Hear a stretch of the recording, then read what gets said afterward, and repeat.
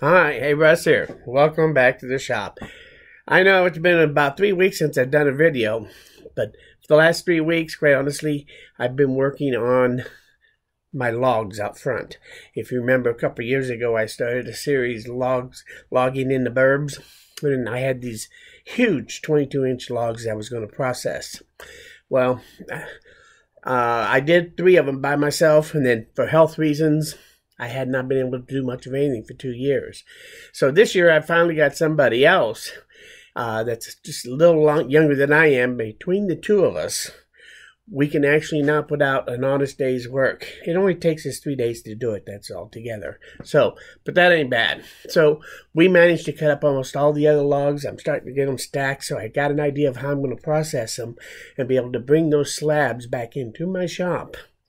And to kind of show you how you can do this. So if you have a small shop and you want to process any logs, you can do it. It really doesn't take all that much, depending on how big a logs you're planning on handling. But let me show you what equipment I used real quick.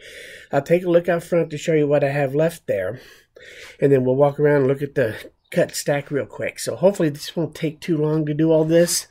But there is a little bit of walkabout involved. So hold on, let's go for a quick walk and let's take a look at what we got here, okay? So first off,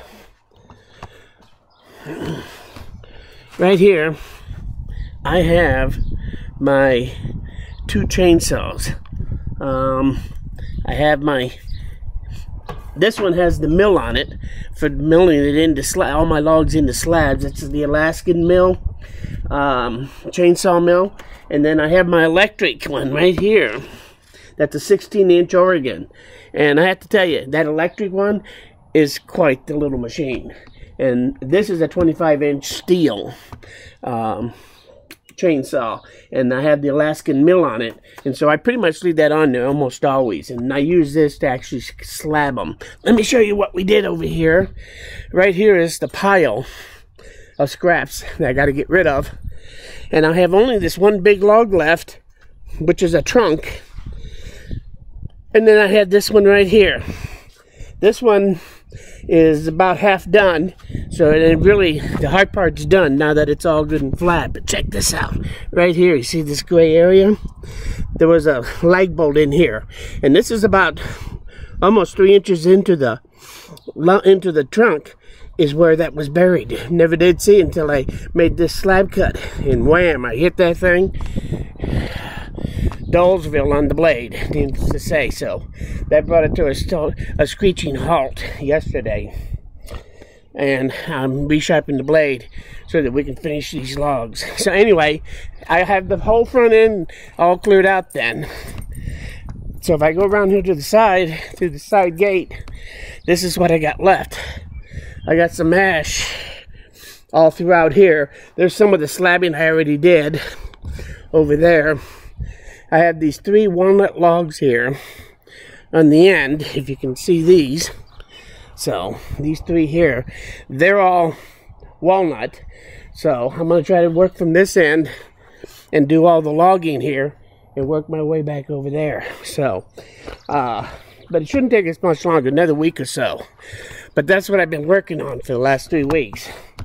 Right here is some of the slabs, stacked 4 high so far, and I can keep going up.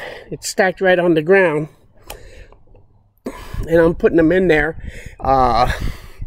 So far, I think there's 2 trees there. I got some of the others that I cut up here, and these I cut the slabs actually right down the middle and took the outer bark off for some of them so that I had a little bit smaller planks. So this is all the wood I got stored back here on the back side of my shop. So that's the whole thing, kind of in a nutshell. I hope that video wasn't too bad looking. But let's go back inside. Annie?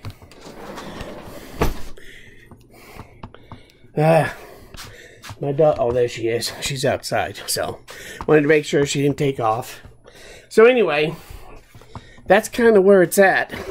The other thing I've been working on is I have a couple of inside projects that I've been doing.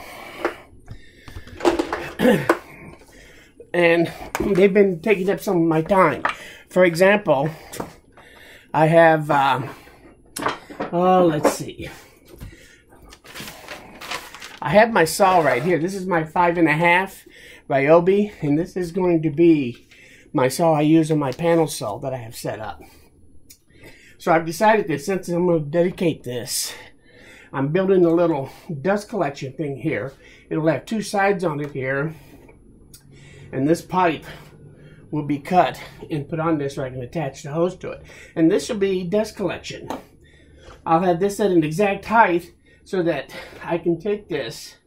When I bring it down, my blade depth is going to be perfect to cut up to a 3/4 inch piece of plywood without any problem. And then with it down, with the suction here, all the sawdust up and around the blade should just go right up that tube. So I think this should be a fairly decent dust collection capability here when I get done, so that I'll actually have dust collection on my panel saw for cutting up plywood. Sweet. So that's one of the projects I've been working on. But I've decided today, as suggested by a good neighbor, I'm going to use clear acrylic, at least for this piece, so I'll be able to see down in there. I thought that was an excellent idea, instead of just using plywood. So, but I'm getting ready to make this piece here, and it'll be held in place with magnets. Since this is a steel base, I'll be able to have it just clipped down with magnets, and that'll hold it in place while it's in use. And once it's in place, with the depth stop automatic on it, I'll be able to actually lift it up, and when I'm ready to use it, I can actually do an easy plunge cut, and this will be my depth stop. So I might put in an adjustment on here for the different heights of plywood. I doubt it, but I might. I haven't quite decided for sure. If it goes down and gives me a 3/4 inch cut, even if I'm cutting 1/4 inch, that's good enough. So I probably won't have it adjustable. But this should actually then make a great saw for cutting on my panel saw, and we'll do a review of it. The other thing I'm doing is, because I'm going to use this for all vertical cuts on my panel saw, I'm making a new track for this saw that is specific to this, so I can cut up to 4 foot wide pieces with it, so I can do all my vertical cuts using this without any problem. So that's the other thing I've been kind of working on. So, and a couple of little weird idea projects I've been thinking about, one with marbles, and also I'm trying to make a new sled for my dado stack table saw, my 1/4 inch stack that's always there. I'm going to make a dedicated crosscut sled for that, and I want to incorporate an Inquijig to be able to be put on there and taken off, so that I can use that Inquijig on my dado stack table saw easily. Anyway, that's the other thing I'm working on. So I got lots of things I've been doing, but nothing's at a completion, rather than usually I work on one thing and I stay focused on it. But that's actually been all the logging. So anyway, that's where it's at. I hope this explains it, and I hope you learned something about how I'm doing the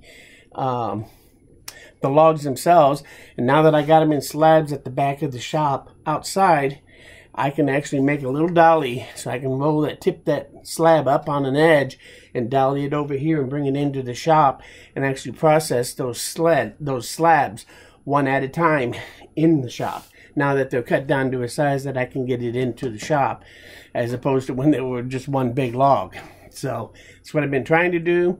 I got what I want. And the only other thing I'm going to do is I'm going to have to probably, at least for now, throw some tarps over those to help dry them out.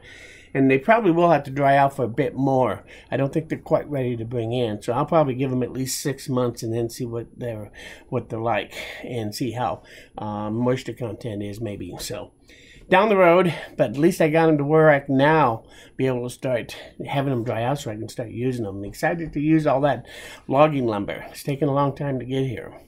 So anyway, if you have any questions about any of this, or comments, or ideas about how to do this dust collector, maybe add something to it that I hadn't thought about, let me know. Otherwise, hopefully I'll have this one done soon, and then I can try to get my other panel saw done, so we can do a panel saw update again with the new panel saw that I'll be using with it. So, and my thoughts about the whole thing. So, thanks for stopping by. Please, most importantly though, come back again, because I'm nowhere near done. Thanks.